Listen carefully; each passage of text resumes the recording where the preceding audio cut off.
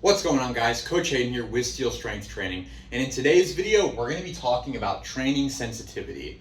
If you ever come into the gym, you might notice that some clients might be stronger than others. They might be handling more weight. They might be able to do more volume, more sets and more reps. They might be able to do different exercises and make a decent amount of progress, actually really good progress. And then you might see some other folks who may not respond quite as well. They may not be lifting quite as heavy of weights.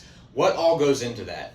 While we're not going to get into all of the details because that's very complex, we are going to isolate one of those variables, which is training sensitivity. To give a brief definition, training sensitivity is the ability to produce adaptations through multiple interventions. So what that really means is that you can, at varying levels, try different strategies with a trainee, and then that will produce a given level of response or increase. So this can also be examined through differing levels of baseline strength and rate of progression.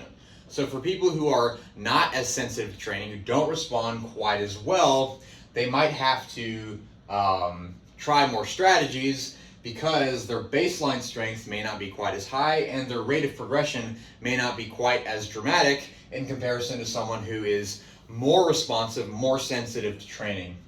And all of that will determine varying levels of dependence on programming. So if someone is a high responder, like it doesn't matter what you throw at them, they generally respond really well. We may not have to be very selective with programming because if it all works, then we can just try whatever seems to work, which is most things, and then everything's fine. It's peaches and cream.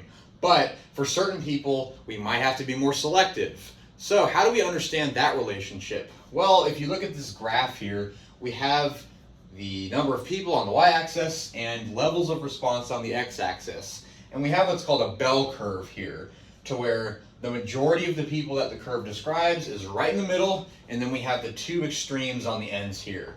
So in the middle portion, we have moderate responders. This is the majority of people that respond decently to a decent amount of things. So when it comes to programming, we might have to use some strategies, but overall, they're okay responders, and we'll see okay levels of strength progression, and they're decently strong at the very beginning.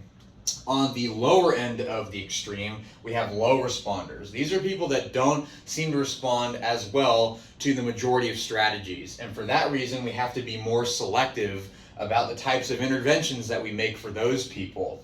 And on the opposite end of things, we have high responders. These are your very athletic, pretty darn strong, starting at baseline, and can make high rates of progression without any view or without as much view to selectively choosing programming variables. So it doesn't matter what you throw their way, they will make really good progress. And you can really see these with athletic populations. This is why athletes in particular have higher amounts of fast twitch muscle fibers. They have a higher starting level of baseline strength. For example, a client might come in here with an athletic background and they can goblet squat holding a 62-pound kettlebell in comparison to other people who might start with an 8-pound dumbbell. So that just illustrates the difference there. So how do we apply this relationship to you? Where do you fall on this spectrum? Like I said earlier, it is kind of a complicated question, but this might help you understand how we, or at least I on the programming side of things, would address that type of distinction. So let's say you're on the lower end, that it just takes more things, takes more time, and maybe a little bit more effort to produce a certain level of response. Like I said, all we're going to do is try a bunch of different things. And we really do that for all of our clients, no matter where you are on the spectrum. But through experimentation and through a certain amount of time, we'll begin to see what things work best for you. Let's say after 6 months of training and we've run through 2 different types of programs. Maybe let's say one program is higher loads, maybe lower repetitions, and the intensity is just higher in general. But then on the other program, it's higher volume, maybe more moderate intensity, and then we see through that data sample that you respond better to heavier loads and not as high a volume.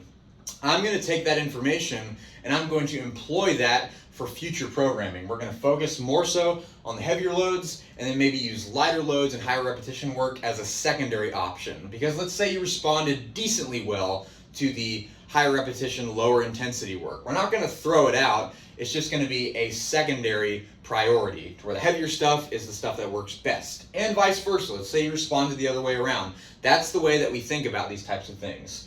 And so no matter where you are, even if you're a moderate responder, we're going to examine the same types of things. We're going to try out some different things, see what you respond best to. We're going to pick those things out, and then we're going to assemble your own plan, if you'll have it, to what works best for you.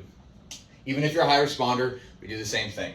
So that's training sensitivity in a nutshell. Hopefully this will help you maybe form some kind of understanding about how you might respond to training and how we will form a plan just for you in the future. Thanks for tuning in. Catch you guys next time.